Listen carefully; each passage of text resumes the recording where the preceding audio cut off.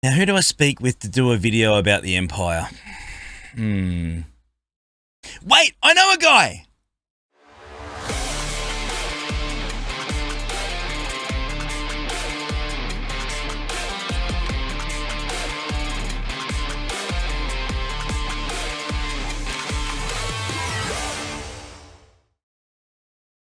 And guys, we are joined today with Galaxy of Heroes royalty. Our boy is in the house, AHNALDT101. Mate, to say that it is an absolute honour for you to join us is understating it, my friend. Thank you so much for taking the time to join us down under today. Oh, you're too kind. Stop. You don't need to be that kind to me. It's been a long time coming. I got to thank you for waiting for so long for me to finally get the time to do something with you. So it's great to be with you today, Heinzie. Oh, it is wonderful. It really is. We would have done it a lot sooner than this. Unfortunately, just got out on parole for impersonating Mobile Gamer. So it's taken a little bit longer than expected, to be honest. But yeah, it's been a crazy time. It really has. But man, look, I just want to ask you a quick question if I can, and it's something that probably doesn't get asked too often. Where did you start in the game itself? How did you pick this game up like all of us? I mean, you know, we've all come across it in our own way, shape or form, but I'm really curious to know how you even came across this wonderful game we play today. Man, it's really a chance of randomness almost. I believe I started December 15, 2015, and not to get too emotional, it's about 4 days after my uncle passed away, and I just, I couldn't sleep for a couple nights. Yeah. So I decided to browse. I was on the App Store, which I really don't just sit in the App Store look for random games. I saw, there's a Star Wars game. Yeah. And ever since I downloaded it, every single day since 2015, I've opened up this game, played it, and then I started covering it on YouTube in 2016 of the summer, and just purely out of passion. I had guild mates and other people asking, how are you climbing arena? How are you doing the Rancor raid back then? And things just start snowballing little by little from there. So that's kind of like the long story short right there. It's been, my gosh, almost 6 years in a couple months, man. Holy cow. Yeah, it just goes so quickly. It really does. It's just such a blur. But yeah, the game has come so far. It really has. From when we picked this up to where it is now, it is just such a different game. And again, I want to know from when you started it with, I started it in 2016, and we're obviously at this point now. The changes between now and then have just been absolutely enormous. They really have. Oh, yeah. How have they all been a positive? Like, if you look at from when we started to where we are now, there have been so many things that have come along. We've had, Gear 12, Gear 13, Relics, Legends. We've had, obviously, new events. We've had Conquest come in, things like that. I think the game's in a really good place at the moment, but it's just so different from when we were running around running a mall meta. Let's be honest. Oh, I mean, even before that, before the mall meta and the Qui-Gon meta, we had the Jawas meta, then we had the Poggle droids meta. It was the meta change is crazy to see over the years. I remember when I'm a Gundai was meta, when counterattacking Jedi were like the thing to go to.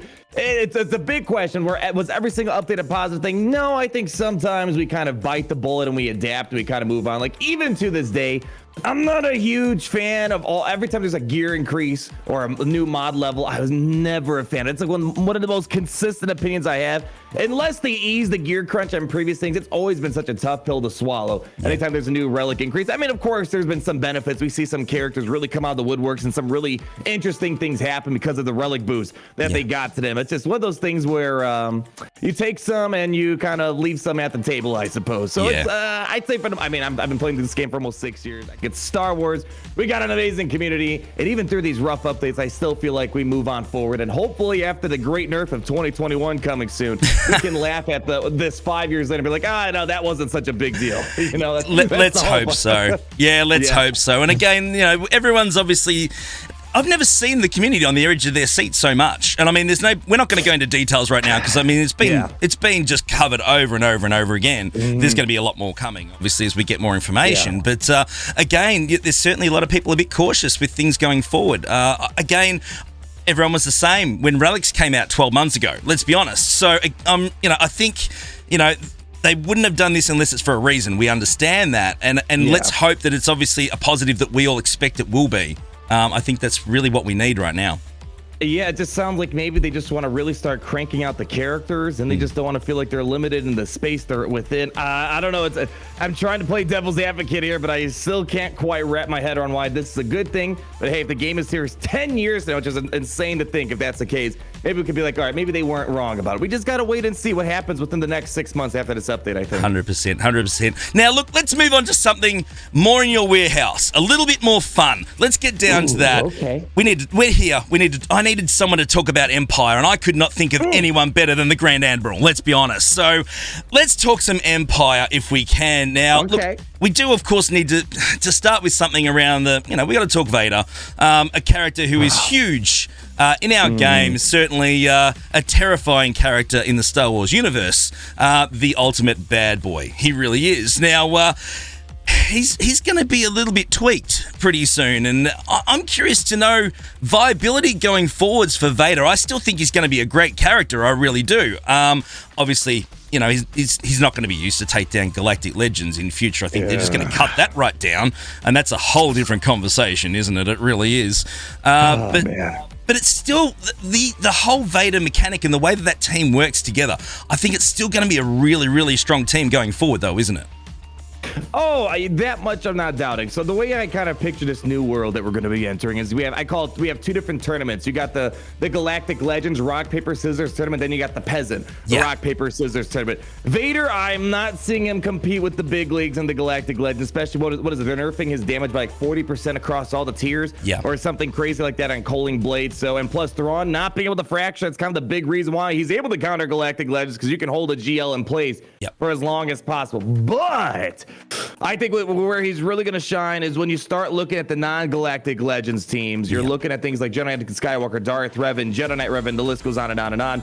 He is still a very prevalent counter, even today, even with Galactic Legends in place, against teams like Darth Revan. Darth Revan's still not a joke of a team. If you bring in the wrong team, he's going to give you a world of pain. But Vader, because of the whole trick where he's able to, kind of take advantage of the ferocity and the opposing team, and then you put like some trash leader Tarkin, or even I seen Finn in the leader slot with Darth Vader, just taking up that initial fear from Darth Revan, ferocity, pop out that Marissa's Massacre, toss a Calling Blade. So I still feel like, although Vader won't feel like Vader against Galactic Legends, although I really do believe he should be a Galactic Legend in this game. When you're looking at the second tier meta stuff going on, he's still gonna be important for Padme's, Jedi Knight Revan's, Darth Revan's especially. So he'll still feel like Vader. You'll still feel like you're running through that Rogue One scene at the very end against the right amount of the team. So I still feel like he'll have plenty of use in those second tier meta games. Yeah, absolutely. Definitely one of the most iconic moments in Star Wars history. We do love the whole scene. We can't get enough of the whole scene. It's just I want them to make another Star Wars movie with more Vader in it. With more update to CGI visual effects. I'm hoping the Obi-Wan Kenobi TV show brings a little bit of that. Oh,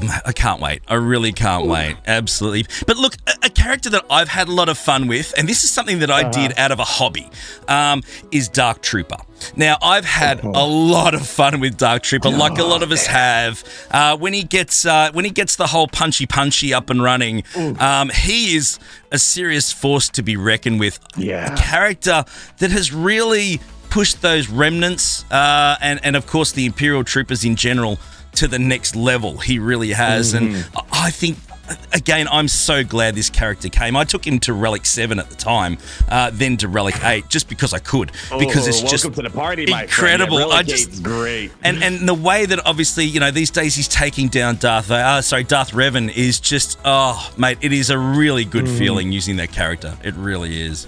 Yeah, it's unfortunate that we don't. It's one of those things we don't know all the details yet. But in that Road Ahead video, they said they do have plans to nerf Dark Trooper to some extent. They're going to be refunding people the Relic 5. So that one hurt. That one hurt a lot, because this character is definitely one of the most fun marquee characters in a long time in this game. And it's kind of odd. I don't know how deep you want to go into this conversation, but with Dark Trooper, he's been a lot of fun. But I gotta say, he wasn't. Oh, how do I word this right? He's great, don't get me wrong. But Imperial Troopers were able to do a lot of stuff before Dark Trooper came. Dark Trooper just made it a lot easier with the massive amount of damage. So I kind of am liking where... Okay, well, I don't like the fact that they're going to be nerfing him, but I like the fact that since Imperial Troopers look like they're not going to be Sith Eternal counters anymore down the road because of the buffs to Sith Eternal and the nerfs to Dark Trooper, I kind of like the fact that I feel a lot more comfortable splitting the troopers into an Imperial Remnant faction and into an Imperial Trooper faction, because Veers and Piet, they can take out a lot of stuff without the need of Gideon or Dark Trooper. As long as your Piet's fast enough, you can take out plenty of stuff with that. And then Gideon with the Dark Trooper, man, he still hits hard. And because of Gideon's turn meter rule and being such a fast character, you can beat quite a lot of teams. So you're in a situation where this second tier meta, your troopers can be split into two very solid A- teams out there. Love it, love it. Yeah, and again, it's perfect that you mentioned Gideon, because I was actually going to get to Gideon and Piet as well. The introduction of those two characters has been a game changer for the Empire. It really has. They have just really lifted it to another level. The Emperor's trap mechanic, Gideon just ripping the turn meter away from everyone. Again, it's just really another level. But we also both know, Arnold, and so does everyone else out there, that there's a little piece of the puzzle still missing. We know that certainly with Gideon's leadership, we need another character still to fill that slot. And we're filling it where we can along the way with guys like Range Trooper and things like that. But again, who's the person's going to fit in that slot? Because we need to round this faction out, the remnants. Who are we going to get? I mean, Scout Trooper is the obvious fit, but is there anyone else that you think we might get in place of him to fill that remnant slot? So Scout Trooper is obviously the obvious one, especially when you click on tactical deployment. You can see there's two Scout Troopers in there. So that's kind of the most obvious one that they can easily plug in there. If you go into the data mines, it's not that much of a surprise, but the data mines show that they have, I think they call it the Incinerator Trooper, the Purge Trooper with the Flamethrower. We have obviously seen that character inside of the Mandalorian Journey event. So there's a lot of things they can plug into that last slot. I would think Scout Trooper is going to be the one, since they already have a little bit of art inside the leadership ability. But even so, even though we don't have a fifth member, they're kind of in a way sort of like the Bad Batch, where we can kind of find a lot of ways to plug it into the fifth slot. Range Trooper has been fantastic in that fifth spot. I mean, if you want to give Piet, I would have give Piet, because I'd rather keep him with Veers. We still have a lot of ways to plug in that fifth slot there, but I'm thinking if I had to put money down, maybe a Scout Trooper at some time. But I don't know when we'd come back around to Mandalorian, unless it's later on this year when we get close to season 3. Yeah, I think it'll be a while. I think they've got obviously a lot of other things to deal with at the moment, which leads into my very last topic, is, of course, we do have Lord Vader coming. We do have him coming along, and he is going to be brutal. He's going to be the SLKR for the other side, for our other half of Kenobi. There's no doubt. He's just going to be starting to just destroy opponents when he arrives. We know that. That's just going to happen. Galactic Legend status more than ever tells us that he's just going to... Master Kenobi is any indication. That guy is insane. I don't know. I mean, who knows? I mean, it could be one of those things where, Sith Eternal and Jedi Master Luke were a little bit underwhelming compared to Kylo and Rey. Who knows? But I do suspect Lord Vader is going to be pretty dang bonkers. And this is a character I've been waiting for since I started playing the game back in 2015. You'd be very excited, boy, right now. Absolutely. But who do you think's going to go in that squad? I mean, we know Maul's obviously coming. We understand that. And that's going to be like Commander Tano, right? We know that that's Maul's spot. But there's going to be 3 other slots in there. And just off the bat, who comes to mind, do you think, that's going to fill this lineup out? Who else will we be using in that lineup, do you think? I mean, the possibilities are endless, but if you had a crystal ball right now, who would you think? I'm just curious. Yeah, it really comes down to tags. Like, I will admit, I'm slightly surprised that Maul's going to work with Lord Vader, because if I had to envision Lord Vader's tag, it'd be Sith, Empire. He's not an online Force user, so I think he'd be a Sith and Empire. That'd be kind of the obvious one. Then Maul's not going to be a Sith. Yeah. He's not Empire. He's a scoundrel and a Mandalorian, as we were told, and an unaligned Force user. So the first thing that comes to mind is, all right, well, where's that direct connection that'll make Maul and Lord Vader synergize? Well, especially since it's odd, because Maul was trying to kill Anakin. Yeah, exactly right. So a little bit awkward of a situation going on there, now that I think about it. So, I mean, let's take the word Maul's gonna work great with Lord Vader. Boy, I have a feeling they want to really take more advantage of the Empire tag, since the Sith have Sith Eternal. So my guess is maybe we can lean into maybe Darth Vader being a core component of Lord Vader. Very much so like how General Kenobi is kind of a staple for Jedi Master Kenobi. So Jedi Training Rey is a staple to Rey. Then we have Kylo Ren and Mask, a staple to Supreme Leader Kylo Ren team. So that's kind of my suspicion right there. And plus all the Merciless Massacre bonus turns and probably lots of debuffs going on. Probably could be a lot of help there. And then, man, who would be in the 5th spot? I feel like they're missing a tank. Of some sort. So maybe, who knows, that could bring things like Shore Trooper, even maybe Gary the Stormtrooper. Yeah, Gary. Yeah, Gary. I mean, heck, here's a fun fact about Gary. I don't know if he played around with it, but I've shown him this guy. He acts like Supreme Leader Kyle tickles him. In a full Empire team, he has the highest defense in the game because of all of his mods, unique abilities kicking in. So, hey, who knows? A full Empire team, Gary could be one very thick tank if there was a way to keep making him taunt persistently, like how SLKR does with his taunts. I mean, heck, who knows? Maybe even Royal Guard, but that might be a bit of a stretch. It's kind of weird because this Anakin we're seeing, he didn't work with any of these Imperials yet. He was really alongside Clone Troopers and Darth Sidious at the time. So, again, it's very hard to predict the future. We got to see how the kit looks like. But I have a feeling if you want my predictions, I feel like he's going to lead more into the Empire side rather than Sith. Kind of like how Kenobi kind of leans a lot more into Galactic Republic and then not so much. Yeah, a little bit of Jedi synergy, but mostly Galactic Republic synergy kind of pushing him forward. Yeah, no, absolutely. I actually, funny you mentioned that with our boy Gary. I actually had to drop the Zeta on in a lost Zeta bet. I am not disappointed in any way, shape, or form these days that I lost that bet. It's not as trash as it used to be. It was very I've had it for years. I couldn't get much use out of it. But now that I believe the Zeta add that protection over time, right? Yeah. Or the protection every time it takes a turn.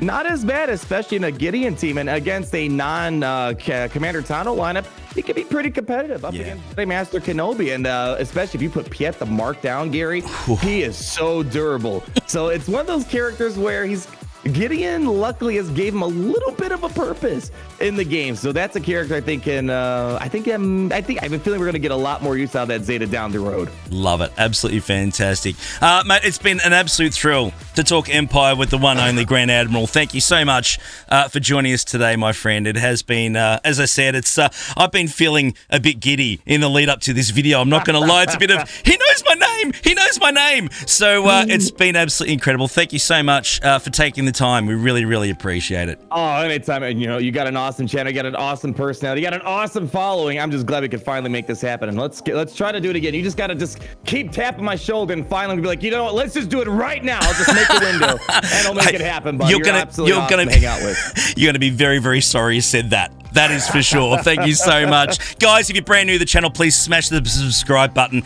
It helps us grow this awesome channel. We'll see you on the next video. Take care. And can you give us a sign out on the way out, Arnold, if you don't mind? Bit of Empire action. Always remember, it's great to be in the Empire today. Love it.